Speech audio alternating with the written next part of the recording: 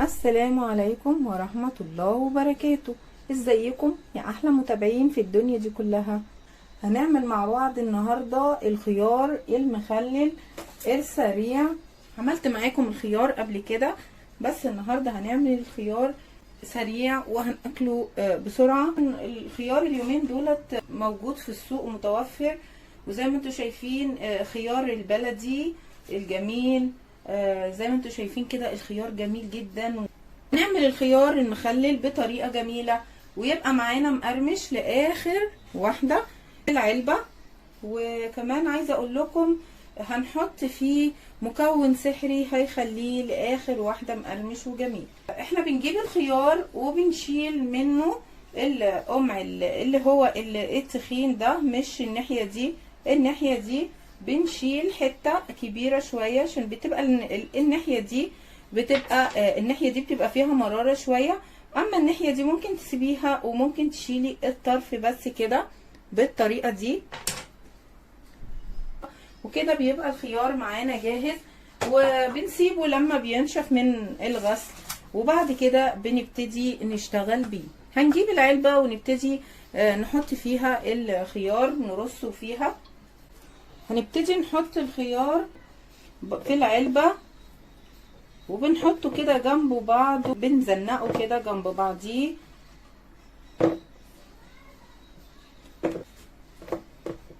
من احلى المخللات الخيار بجد.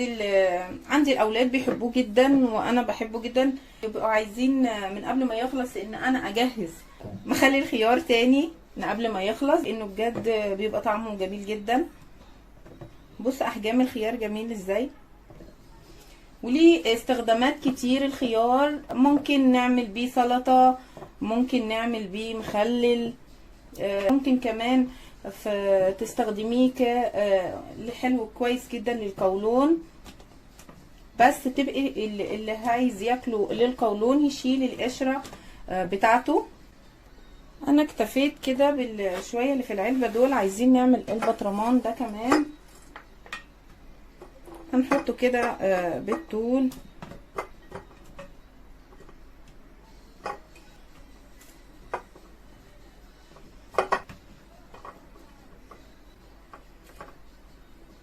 بس كده، وهنحط الباقي في العلبة.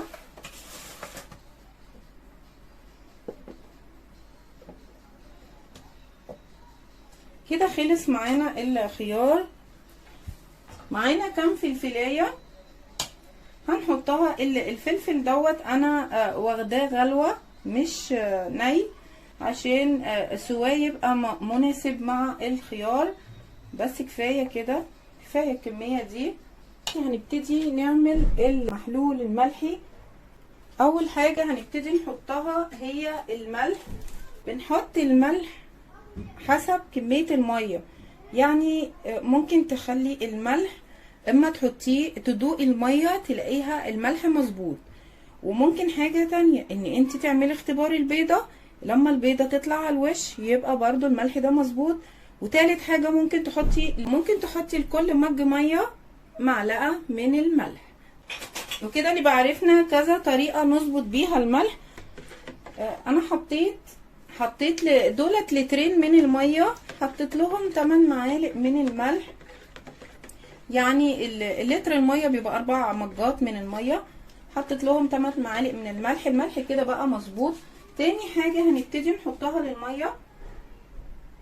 هنحط حوالي 5 فصوص كده من التوم. بتحطي التوم سليم كده، او تحطي التومه 2 كده مقسومه، وممكن كمان تحطيه بقشره، لكن بلاش تحطيه مفروم. تالت مكون هنحطه وهو هريسة الشطة. هنحط معلقتين من هريسة الشطة كبار.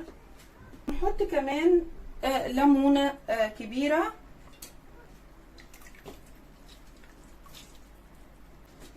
انا عصرت ليمونة ونص كده في المية، لان من نجاح الخيار الليمون برضو بيخلي طعمه حلو. وهنحط معلقة واحدة من الخل، مش هنكتر عن كده، لان الليمون هو اللي بيبقى حلو في الخيار اكتر من الخل.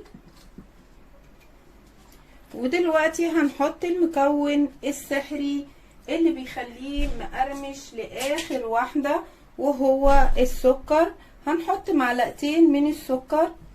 السكر بيخليه جميل، وهو ده المكون اللي بيخلي الخيار مقرمش لاخر واحدة في البطرمان وفي العلبة. وكمان عايزه اقول لكم ان الميه لازم تكون مغليه ومتبرده، يا اما تبقى من الفلتر عشان الميه تبقى متعقمه فما تعملش ريم في المخلل. الميه دي من الفلتر ودفتها وابتديت ان انا اشتغلت بيها. ودلوقتي المحلول جاهز، هنبتدي نحطه على الخيار. هنحط على البطرمان الاول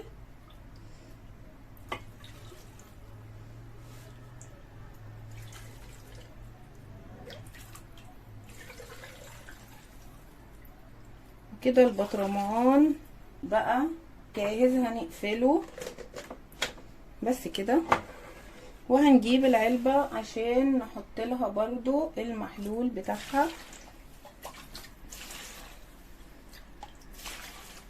يا جماله على شكل الخيار كمية المية كده كويسة قوي. هنقفل عليه وهنسيبه يوم كده على الرخامة، لان احنا في الشتاء. لو احنا في الصيف بعد ما بيستوي بنحطه في التلاجة، لكن في الشتاء عادي ممكن تسيبيه على الرخامة، مش هيجراله اي حاجة، لان احنا في الشتاء احنا حاطين له مكون سحري وهو السكر بيحافظ عليه. زي ما انتوا شايفين، بصوا شكل المخلل جميل جدا. وده شكل العلبة، شكل العلبة بعد ما خلصت.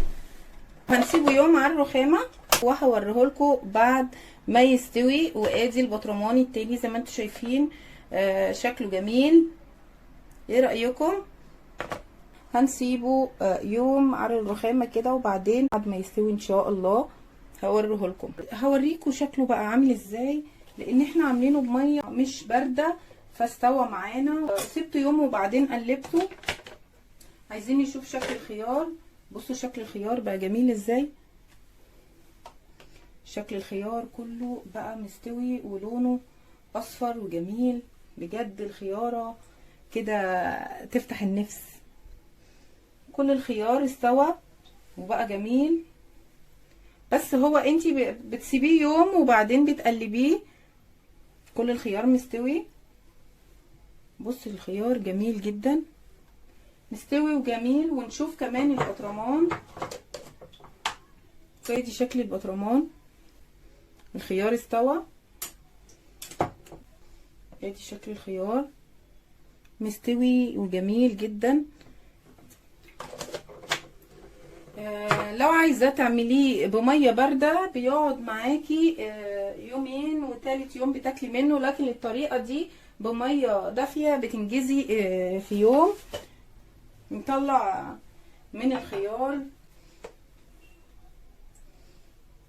بجد الخيار على الاكل بيفتح النفس كده، ومن الانواع المخللات الجميله جدا متقدريش تستغني عنها. رصينا شويه من الخيار الجميل دوت بالشكل دوت. وهنمسك برضو كام خياره كده نقطعها بالشكل ده. بنقطعها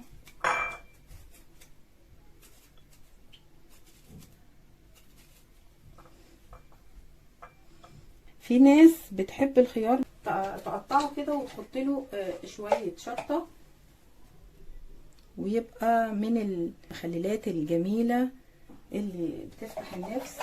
رايكم بقى في الخيار المخلل الجميل دوت. انا عايزه اوريكم واحده الشطه ديت كده ما بتتحط مع الخيار بجد بتبقى طعمه جميل. انا من الناس اللي بتحبها بالشطه كده بس ما تبقاش زياده. بصوا صوت الخيار، بصوا الخيار، بصوا الخيار جميل ازاي. ندوقه.